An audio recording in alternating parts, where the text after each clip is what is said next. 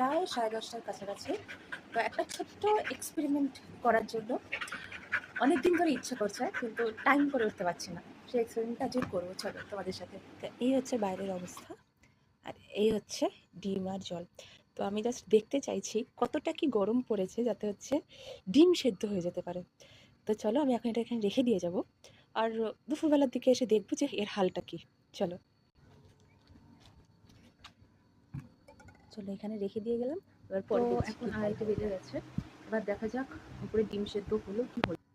মোটামুটি ডিমের জায়গায় অবস্থান করছে। দেখা যাক সিদ্ধ হয়েছে কি হয়নি। জল প্রচণ্ড, বাটিটা গরম হয়ে গেছে, জল গরম হয়েছে কিনা জানি না, নিচে গিয়ে দেখি।